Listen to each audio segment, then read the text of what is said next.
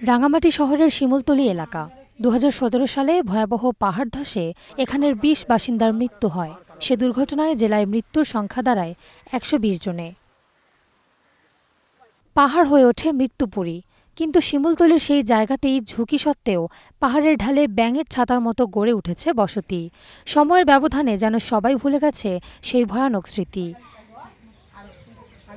শিমুলতলী ছাড়াও ভেদভেদী যুব উন্নয়ন এলাকা, মনতলা আদাম, সাপছড়ি, পোস্ট অফিস এলাকা, মুসলিম পাড়া, নতুন পাড়া, মনঘর ও সনাতন পাড়া সহ শহরের বহু এলাকায় চলছে ঝুঁকিপূর্ণভাবে বসবাস। প্রতি বছরই যখন বর্ষা আসে তখন স্বাভাবিকভাবেই প্রশাসনের পক্ষ থেকে দেখা যায় যে মাইকিং শুরু হয়, একটু বৃষ্টি হলে সবাই কাজটা কিন্তু যাওয়ার জন্য বলা হয়। এভাবে তো আসলে দিনের পর দিন চলতে পারে না। যদি স্থায়ীভাবে কোনো পদক্ষেপ নেওয়া না হয় তাহলে ২০১৭ সালের চেয়েও বড় ঘটনা এখানে আবার ঘটতে পারে বলে ব্যক্তিগতভাবে আমার বিশ্বাস। রাঙামাটি সহ পার্বত্য চট্টগ্রামে পাহাড় ধসের শঙ্কা নিয়েই বসবাস করেন কয়েক লাখ মানুষ। বর্ষা এলেই ঝুঁকিপূর্ণ এলাকা থেকে মানুষদের আশ্রয়কেন্দ্রে যাওয়ার কথা বলা হয়। পাহাড়ে অবৈধ বসতি স্থাপনের সমাধানে স্থায়ী পুনর্বাসনের দাবি পার্বত্যবাসীর। বর্ষা হইলে যেমন এই বর্ষা হইতে গেলে ভাঙ্গা পাহাড় ভাঙ্গা ফিরা পরে, তারপরও আমরা এর মধ্যে দিয়ে রয়েছি বাবা। কোথায় যাব? আমরা তো জায়গা নাই গে কোনো জায়গায়। আমরা যদি সরকারের যদি আমাদের কোনো সহযোগিতা করতো। আমাদের যাওয়ার মতো কোনো জায়গা নাই, কারণ আমাদের ওই ধরনের কোনো ক্যাপাসিটি নাই যে আমরা নতুন করে কোথাও জায়গা কিনবো কিংবা ঘর তুলবো।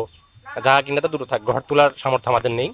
তো প্রশাসনের প্রতি আমরা দৃষ্টি আকর্ষণ করছি কিংবা অনুরোধ করছি যে আমাদেরকে যদি এখান থেকে তুলে দেওয়া হয় যে আমাদেরকে যাতে পুনর্বাসন দেওয়া হয়। হয়তো এখানে নিম্ন শ্রেণীর মানুষ, মিডল ক্লাস মানুষ যারা এখানে জায়গা ক্রয় করছেন, এখান থেকে রেখে যাচ্ছেন, যেতে পারতেছেন না। না যাওয়ার কারণই হচ্ছে সবাই খেটে খাওয়া মানুষ বা প্রশাসক ওনাদেরকে যেখানে মানে বাসস্থান পুনর্বাসন দেওয়ারও কোনো সুযোগ করে দিচ্ছেন না। ভয়াবহ পাহাড় ধসের পর রাঙামাটি শহরের ৩১টি পয়েন্টকে ঝুঁকিপূর্ণ হিসেবে চিহ্নিত করেছে প্রশাসন। ঝুঁকি কমাতে নেওয়া হয়েছে নানা উদ্যোগ।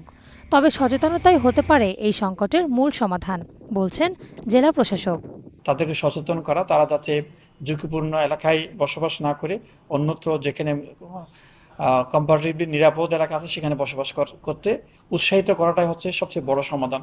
কারণ এত লোককে একসাথে পুনর্বাসন করা এটা অনেক জটিল প্রক্রিয়া, আপনারা জানেন। এখানে শহরে জমিরও অভাব রয়েছে, জমি ব্যবস্থাপনার ক্ষেত্রে নানা জটিলতা রয়েছে। তবে বিশিষ্টজনেরা বলছেন, পাহাড়ে প্রশস্ত সড়কের পাশাপাশি লোকালয়ে পৌঁছে গেছে বিদ্যুৎ। অবৈধ বসতিতে মিলছে নানা বৈধ সুবিধা। এ কারণে ঝুঁকি সত্ত্বেও জায়গা ছাড়তে রাজি হচ্ছেন না বাসিন্দারা। তাই এ সমস্যা সমাধানে প্রশাসনের সমন্বিত উদ্যোগের দাবি পাহাড়বাসীর। Ishrat Lubna, star news.